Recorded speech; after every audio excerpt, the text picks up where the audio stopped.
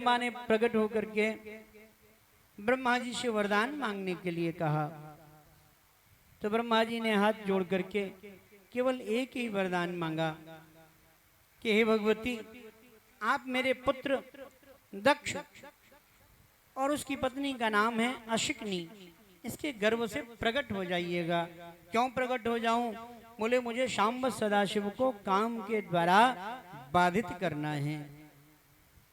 भगवती जगदम्बा ने कहा कि देखो ब्राह्मण, मैं प्रकट तो तुम्हारे पुत्र के यहाँ पुत्री के स्वरूप में हो जाऊंगी, पर एक बात ध्यान रखना कि जैसे ही तुम्हारा पुत्र मेरा अनादर करेगा, मैं तुरंत अपने शरीर का त्याग कर दूंगी। कहां से वरदान कहां समाहित होते हैं, अब यहां से इस क्रम को आप ध्यान रखिएगा। भगवती जगदम्बा ने स्पष्टतः कहा कि ध्यान रखना, जैसे ही तुम्हारा पुत्र मेरा अनादर करेगा, तुरंत मैं तुम्हारे पुत्र के पत्नी के गर्भ से जब उत्पन्न होंगी, अर्थात उसकी पुत्री बनूंगी, और उसने मेरा अनादर कर दिया तो मैं अपने शरीर का त्याग कर दूंगा। ब्रह्मा जी ने हाथ जोड़ करके इस वरदान को स्वीकार किया और सृष्टि के विस्तार में लग गए। सृष्टि का विस्तार करने के लिए सर्वप्रथम ब्रह्मा जी के द्वारा अभी तक की जो सृष्टि हुई वो मानसिक या शारीरिक थी, अर्थात मन के द्वारा उत्पन्न की और शरीर के अंगों का स्पर्श करके उत्पन्न की। अब यहाँ के पश्चात ब्रह्मा जी के मन में ये भाव जागृत हुआ कि अब जो सृष्टि उत्पन्न हो यह मैथुनी सृष्टि उत्पन्न होनी चाहिए, काम के द्वारा उत्पन्न होनी चाहिए, क्योंकि काम को उत्पन्न किया है। तो ब्रह्मा जी के द्वारा अपनी दाई और बाई इन दोनों कुक्षियों को, कुक्षी माने कोख का स्पर्श किया गया, तो दो लोग उत्पन्न हुए। दाई ओर से मनु उत्पन्न हुआ और बाई ओर से शत्रुपा उत्पन्न हुई। कि स्वयं भुव मनु अरु सतरूपा, स्वयं भुव मनु अरु सतरूपा, जिनते भई नर श्रेष्ठ अनुपा, जिनसे भई नर श्रेष्ठ अनुपा। मनु और शत्रुपा के द्वारा मैथुनी सृष्टि उत्पन्न हुई। तो सर्वप्रथम 5 लोग उत्पन्न हुए, 3 जिसमें से कन्याएं हैं। पहली का नाम है आकुति, दूसरी का नाम है देवहूति और तीसरी का नाम है प्रसूति। ये 3 कन्याएं उत्पन्न हुई और 2 पुत्र उत्पन्न हुए। पहले का नाम है प्रियव्रत और दूसरे का नाम है उत्तानपाद। कुल मिला के 5 संतानें मनु और शत्रुपा के द्वारा उत्पन्न हुई।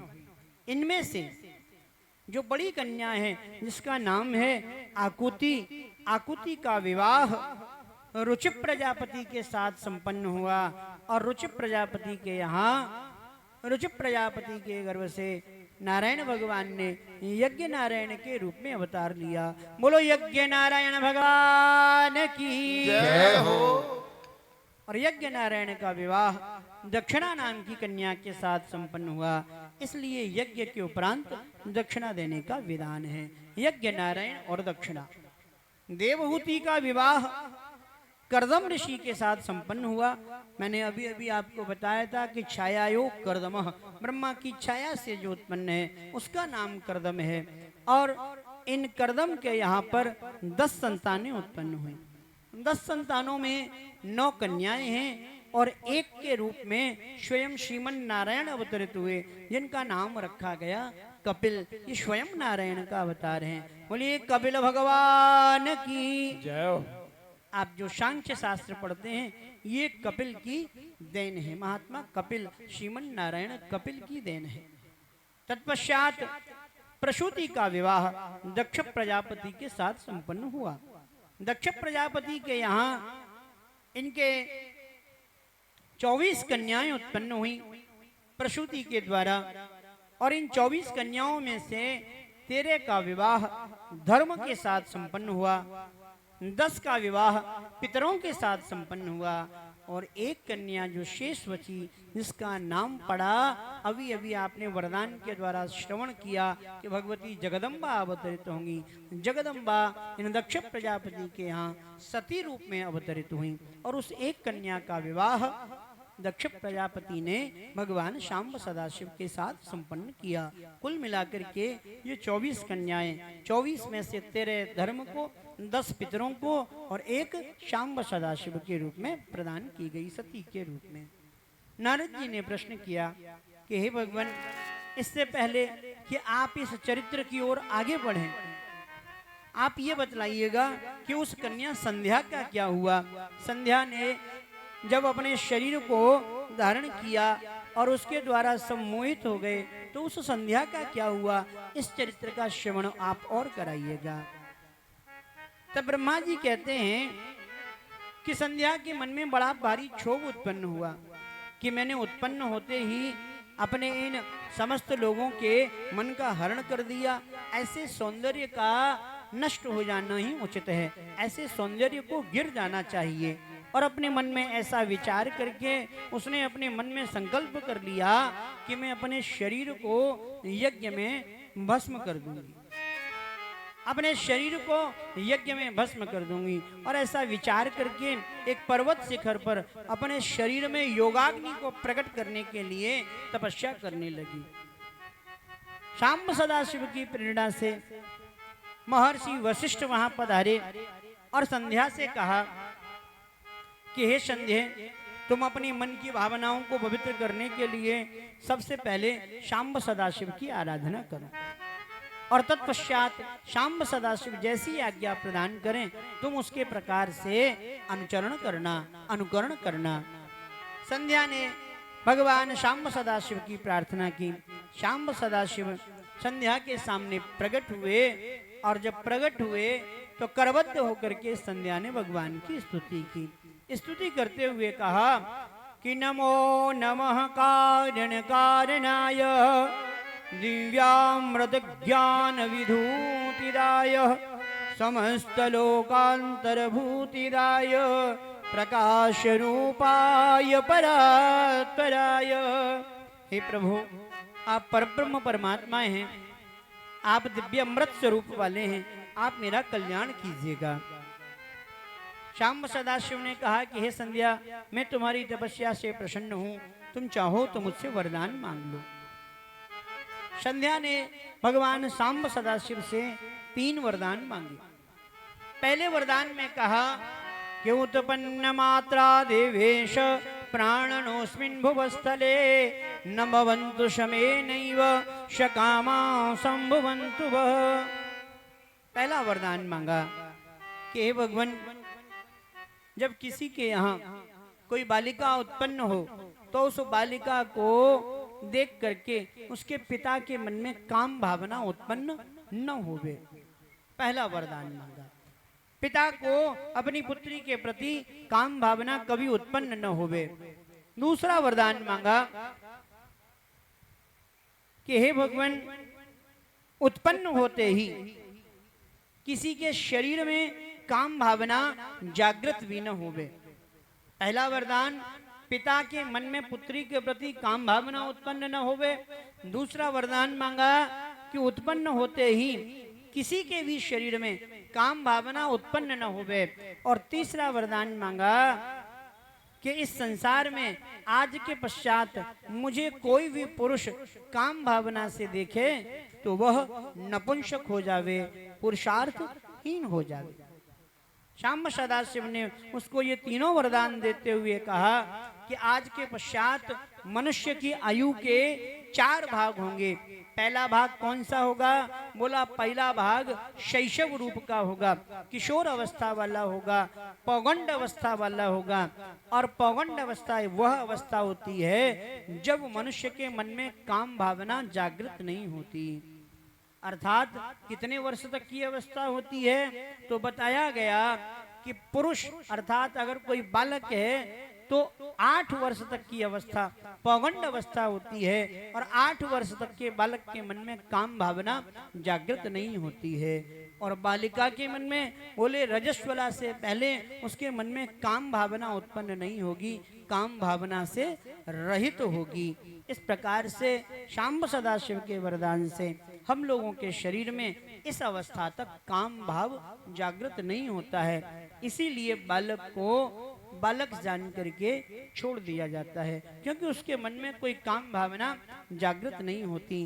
काम भावना कब जागृत होती है? शाम्ब सदाशिव कहते हैं कि तृतीयो यौवने प्राप्ते चतुर्थो वादक स्थितः, अर्थात जब तीसरी अवस्था प्रारंभ हो जाएगी, मनुष्य की यौवन अवस्था प्रारंभ हो जाएगी, तब पूर्णतः मनुष्य के शरीर में काम भावना जागृत होगी। संध्या ने कहा कि हे भगवान, मैं अब अपने शरीर को छोड़ देना चाहती हूँ, क्योंकि यह शरीर अपवित्र हो चुका है। शाम्ब सदाशिव ने कहा कि हे संध्या, तुम मेधातिथि के यहाँ चल रहे यज्ञ में जाकर के अपने शरीर को भस्म कर दो। तब संध्या ने मेधातिथि के यहाँ जाकर के अपने शरीर को 2 भागों में विभक्त करते हुए, एक प्रातः काल की संध्या और एक सायंकाल की संध्या, इन 2 रूपों में विभक्त करते हुए अपने शरीर को मेधातिथि के यहाँ जाकर के त्याग कर दिया। और तब से लेकर के वर्तमान समय तक संध्या 2 स्वरूपों में परिणित होती है, एक प्रातः काल की संध्या और एक सायंकाल की संध्या। इसके अतिरिक्त तो कोई तीसरी संध्या होती ही नहीं है। ये दोनों संध्याओं के रूप में परिवर्तित हुई। इन दोनों संध्याओं के समय पर जो सूर्य का वंदन करता है, शास्त्र कहता है कि उसकी मन की कामनाएं पूर्त होती हैं। शाम्ब सदाशिव ने वरदान दिया संध्या को कि हे संध्या, तुम पुनः शरीर को पाकर के एक ऐसे पति को प्राप्त करोगी जो समस्त रिद्धियों और सिद्धियों का प्रदान करने वाला होगा। तब शाम्ब सदाशिव के आशीष से महर्षि वशिष्ठ इनको पति के रूप में प्राप्त हुए, और जब संध्या का पुनर्जन्म हुआ तो इनका नाम पड़ा अरुंधति।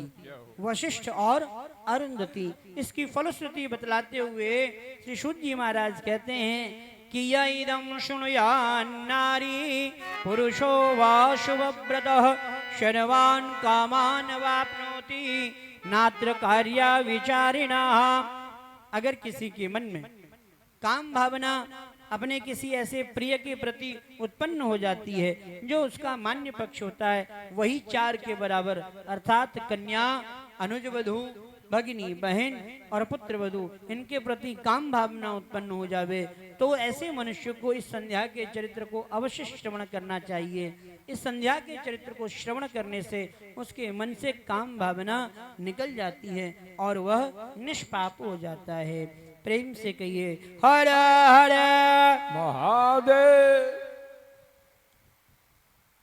जब दक्ष के यहाँ भगवती जगदम्बा प्रकट हुई तो कामदेव को बुलाकर के ब्रह्मा जी ने कहा कि हे काम, अब तुम जाओ और जाकर के शाम्ब सदाशिव के मन को मथो, क्योंकि अब मुझे उनका विवाह कराना है। कामदेव शाम्ब सदाशिव के मन को मथने के लिए गया, परंतु पराजित होकर के लौट आया। फिर से भेजा कि जाओ पुनः भगवान के मन को मथने का प्रयास करो, पुनः पराजित होकर के लौट आया।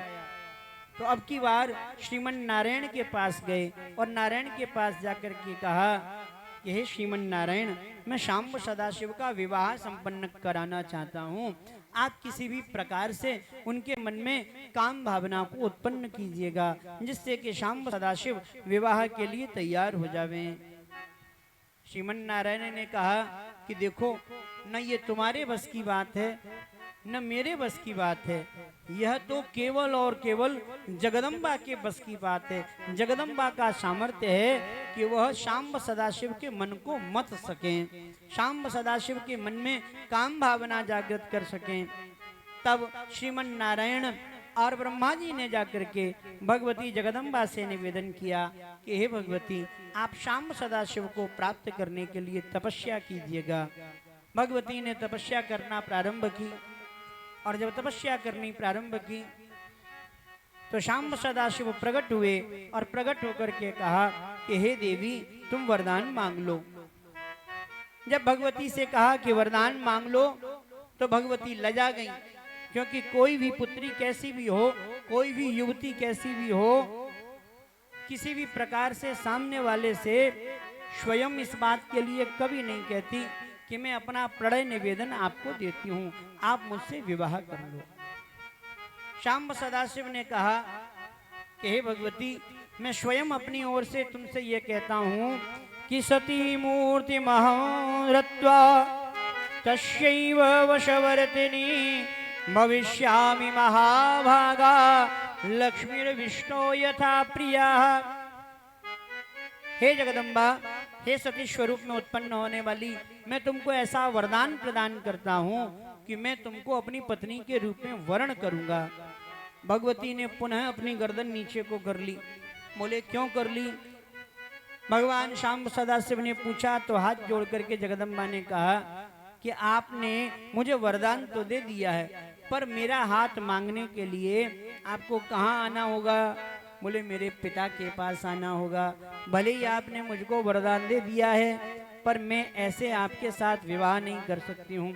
सबसे पहले आप मेरे पिता के पास आइएगा और पिता के पास आकर के आप मुझे मांगिएगा, तब मैं आपको पत्नी के रूप में वर्ण करूंगी, तब मैं आपके पास आऊंगी। जब भगवती ने इस प्रकार से कहा तो शांब सदाशिव दक्ष को अपने मन के द्वारा स्मरण करते हैं और स्मरण करके दक्ष के सामने प्रकट होकर के भगवती सती का पाणिग्रहण संस्कार करने के लिए निवेदन करते हैं कि हे दक्ष, तुम अपनी पुत्री का विवाह मेरे साथ संपन्न कर दो। तब दक्ष प्रजापति बड़ी प्रसन्नता के साथ इस बात के लिए तैयार होता है कि मैं अपनी पुत्री का विवाह आपके साथ करने के लिए सज्ज हूं। भगवती जगदम्बा इस बात के लिए सज्ज पहले ही हो चुकी हैं कि हमारा विवाह आपके साथ संपन्न हो जाएगा। अब तो बड़ी धूमधाम के साथ भगवान शांब सदाशिव का विवाह दक्ष प्रजापति की पुत्री सती के साथ संपन्न हुआ। बोलो सती महारानी की जय हो, शंकर भगवान की जय हो। बड़ी प्रसन्नता के साथ धूमधाम के साथ इन दोनों का विवाह संस्कार संपन्न हुआ। पर देखो भैया, इस विवाह में वो लावण्यता न रही, वो रूप न रहा जिसकी आप सब लोग उम्मीद लगा करके बैठे हो। बोले कौन? बोले ये तो एक दूसरे के प्रति वरदान मांगने से, एक दूसरे के द्वारा इच्छाएं जाहिर करने से विवाह संपन्न हुआ। विवाह श्रेष्ठ कौन सा होता है? बोले जिसमें दोनों ओर से प्रणय का निवेदन हो। ये विवाह कैसा रहा? बोले ब्रह्मा जी के द्वारा अपनी ईर्ष्या को समाप्त करने के लिए भगवती जगदम्बा से वरदान मांगा गया। दक्ष प्रजापति के द्वारा वरदान मांगा गया। भगवती जगदम्बा ने स्वयं पति के रूप में शांब सदाशिव को वरदान देने के लिए कहा गया और दोनों ओर से शर्तें रखी गई। सती की ओर से शर्त रखी गई कि जब तुम मेरा अपमान कर दोगे तो मैं तुम्हारे घर को छोड़ करके चली जाऊंगी। और भगवान ने भी आशीष प्रदान करते हुए यही कहा कि जब तुम्हारी पुत्री मेरा अपमान कर देगी तब मैं तुम्हारी पुत्री का त्याग कर दूंगा। और शर्तों के आधार पर कभी विवाह संपन्न उचित तरीके से नहीं हो सकते हैं। और विश्वास नहीं होता हो तो अपने अपने जीवन में झांक करके देख लो भैया, जहाँ जहाँ दहेज को लेकर के शर्तें लगाई जाती हैं वहाँ क्या होता है, ये आप सब खूब प्रसन्नता के साथ इस बात को जानते हो। विवाह में क्या बना जाता है? बोले विवाह में समधि बना जाता है। समधि का मतलब क्या होता है? बोले सम माने बराबर और धी माने बुद्धि वाला। बोले जिसकी बुद्धि बराबर है वो कौन होना चाहिए? बोले वह समधि होना चाहिए। पर अब क्या बना जाता है? बोले अब समधि नहीं बना जाता, समधनी बना जाता है। बोले लड़की के पिता के पास बहुत सारा धन है, मांग लो इस पैसे और इस पैसे मांग करके इसके बराबर के धनी हो जाओ। पर सत्यता जानना, दहेज को प्राप्त करके कोई धनी आज तक न बना है और न कभी भविष्य में बनेगा। ये बात भी सत्य जान लेना। क्योंकि जो धन जिस प्रकार से आता है वह धन उसी प्रकार से चला भी जाता है। धन केवल और केवल वही टिक सकता है जो आपके स्वयं के श्रम की बिंदुओं के द्वारा, आपके परिश्रम के द्वारा अर्जित किया गया हो। अन्यथा कोई भी धन ऐसा नहीं है जो शेष आपके पास बचता हो। इसलिए भैया समधि बनने का प्रयास कीजिएगा, समधनी बनने का प्रयास मत कीजिएगा। ये दोनों दक्ष प्रजापति और शांब सदाशिव एक दूसरे के ससुर और दामाद के रूप में परिवर्तित हो गए। बड़ी प्रसन्नता के साथ आज दक्ष ने अपनी पुत्री सती का पाणिग्रहण संस्कार संपन्न किया और पाणिग्रहण संस्कार संपन्न करके शांब सदाशिव अपनी पत्नी को लेकर के कैलाश चले गए और कैलाश पर जाकर के प्रसन्नता पूर्वक निवास करने लगे। प्रसन्नता पूर्वक निवास करते हुए आज भगवती सती ने एक प्रश्न किया शांब सदाशिव से। क्या प्रश्न किया कि हे भगवान, इस कलयुग में जीव का कल्याण किस प्रकार से होगा, मनुष्य का कल्याण इस संसार में किस प्रकार से होगा, इस चरित्र का वर्णन आप करके मुझको सुनाइएगा।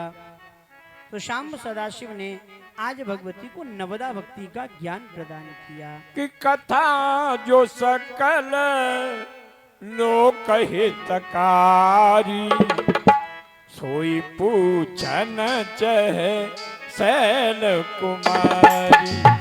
ये कथा जो सकल